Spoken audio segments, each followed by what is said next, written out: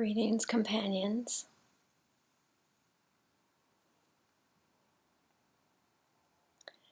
Just popping on to see what wants to be shared. A little update.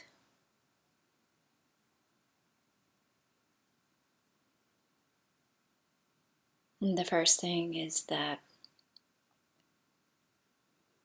I came here to this island in British Columbia where my satsang teacher and community are, some of them. They have moved here to this small, beautiful, magical island. And there's this fire and longing in this heart for freedom and being here. My heart just wanted to be here, and so I came for a retreat. We had a 7-day retreat. I didn't really have a plan other than I was invited to stay in a tent on one of my companions' property. And being in the transmission and being in satsang, resting in the being and the silence for 7 days, there was a very deep seeing and opening into the truth of my being. Seeing so clearly that I'm not this person, I'm not this body, I'm not this character. And resting in that place and experiencing the bliss of being and tasting freedom. And of course, the devotion gets stronger, the devotion gets more devoted, and the fire gets more intense, the longing and the commitment. So it was a very deep saturation in this place, and then the retreat ended, and it was like a boomerang effect. The mind came in because there's the longing to be here on this island, to actually live here. But I'm not Canadian. I don't have an income. I don't have a place to live. There's all these things that there's like so many hoops that would need to be jumped through for me to do that. But so the mind started jumping in and trying to figure it out. Trying to figure out, all the possibilities of how I could be here. And also, all this fear came up because it's fear of the unknown, which, to be free and to be living in the being, it requires a letting go of living from having any idea of what's going to happen. The mind, so I watched this mind try to have control and have an idea of what's going to happen. And then what's happened over the last couple months is, as the health is improving, when the body feels good, the mind says, oh, now we need to work and make money. I mean, that seems logical, right? And so there has been an endeavor of trying to pursue a few different things, a few different avenues of income, and all of them have fallen flat. And I would say mostly it's because the body crashes again and there's no energy. And most recently it was here on the island. There was like, oh, I know, I'll be a professional pet sitter.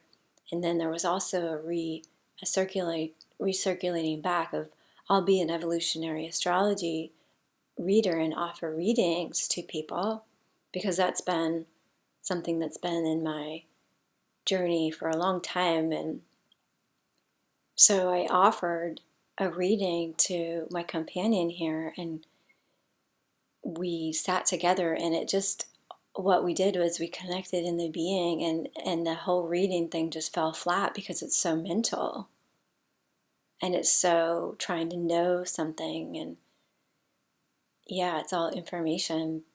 It's information based. Not that it's not helpful or it can't be helpful, but it just fell flat again. The whole pursuit of the mind to grab onto an identity, and this is the Open G Center again, to grab onto a sense of direction and purpose and sense of identity of like, I know what I'm going to do, and this will finally make me feel secure. That's the illusion of the mind, that if I finally have an income and can be have a purpose and be of service to people, then I'll finally feel okay. But by grace, Ma, God, the universe, it's taking everything away, all these possibilities away. All false sense of security or identity is being stripped away. And so there's nothing to hold on to. And in that feeling, that crumbling, there was all this fear that came up. So I moved through this cycle, and then I had a session with my teacher, and she set me back straight, like, remember, the being that you are is untouched, and just keep returning to that again and again. And that's the true safety. That's all we can know, is that in the space of the being, there's just everything we're looking for is the connection and the sense of home, and the sense of everything's okay, and I don't need to figure anything out. And it's all an illusion anyway, right? The mind thinks it's solving problems, or it thinks it's gonna be in control, or it thinks it's making decisions, but that's never been true. The mind just is the overlay of, like, the life is living itself. The body's moved in space and time. It's doing the things, and then the mind comes in and grabs ownership of it a split second later, a fraction of a second later.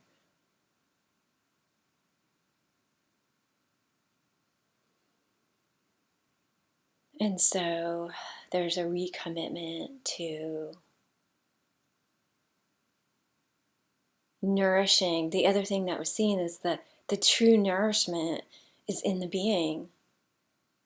And I'm watching the characters, this past week, grasping for nourishment in the dream, grasping to watch a YouTube to feel better, to eat another thing, to have more caffeine or a sweet treat, or there's just this, it was like a compulsive grasping that built to a crescendo, which was all out of this fear energy. And that's truly what the mind is just layers of fear,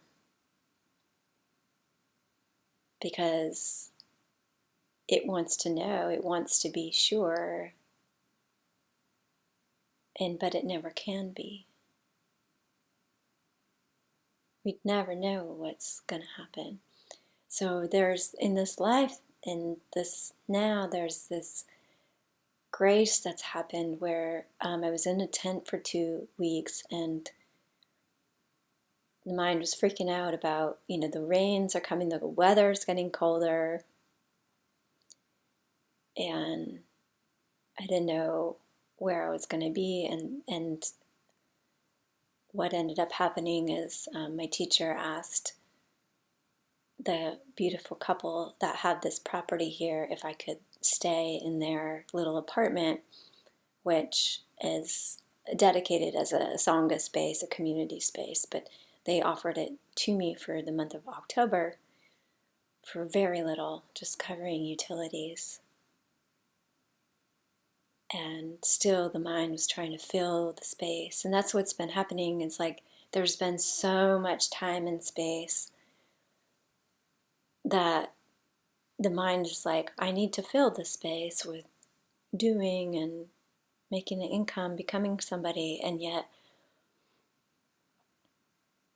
what's being invited is just to keep coming into the emptiness and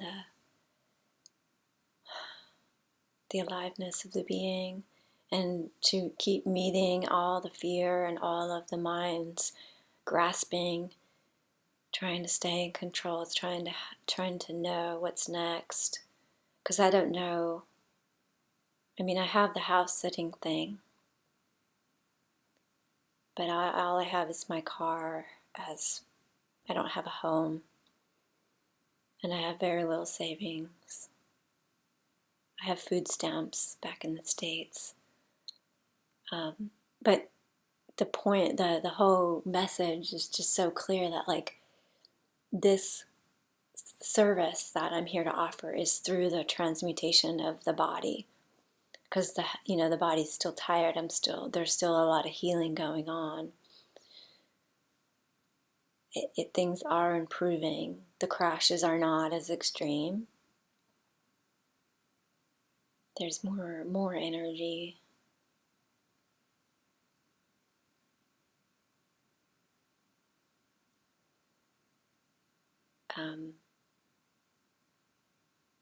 So yeah, to truly break free and be liberated from the identification with the body, mind, the person, there must be this vigilance. No more seeking outside for more information or validation,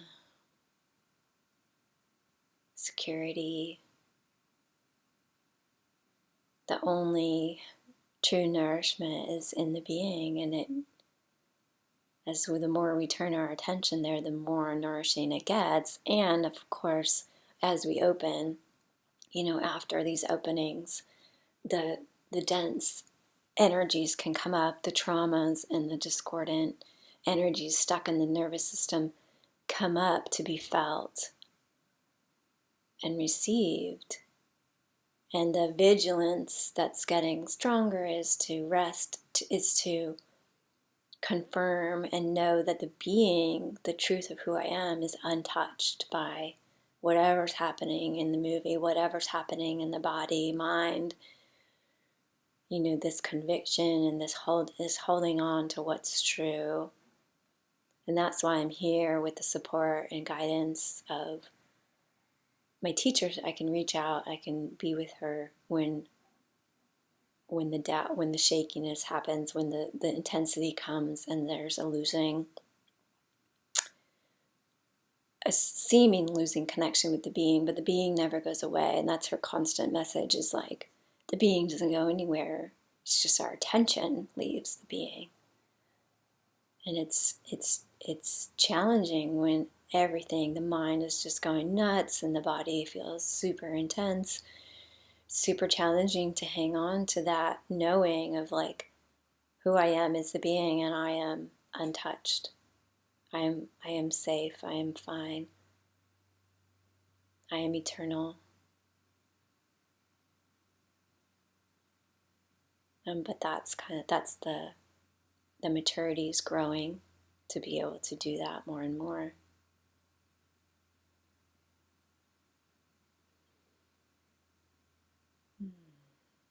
Yeah, so there's going to be lots of turning off the phone and just being here. This property is so beautiful and magical, surrounded by nature, and it's quiet, and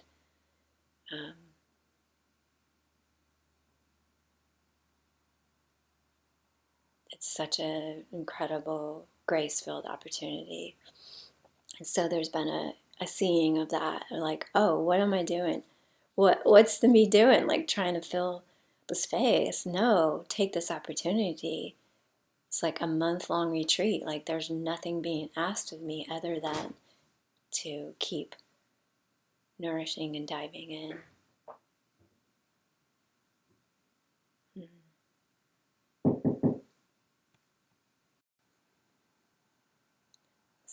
there's my update. And, the true peace that we're looking for is not in the world. It's not, it's in the being. There's such a strong habit and a strong, tendency, and the momentum builds in the mind that checking the phone, staying busy, getting more information, trying to find comfort, trying to find connection in the dream, reaching out to people, staying up to date on the news, that's what the mind believes is going to bring it some sort of safety.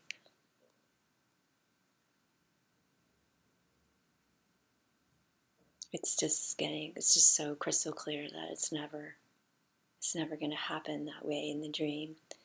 It's letting go of the me and the dream and the mind, and resting in what's true in reality, which is just this moment.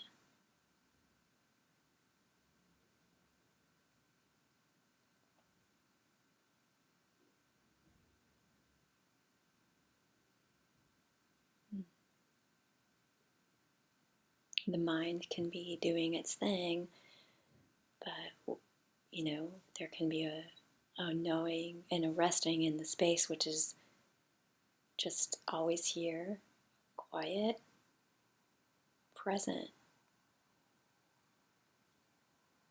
And the mind can kick and scream. It will.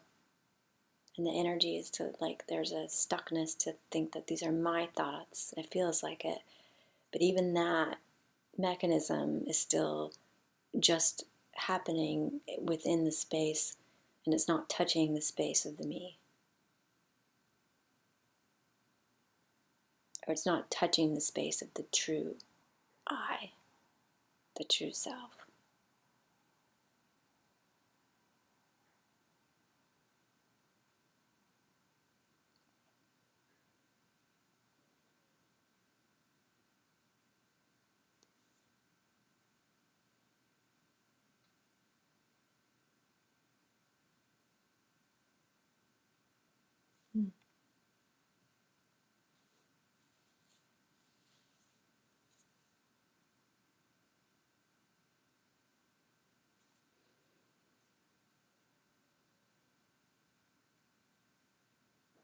Lots of love to you on your journey home.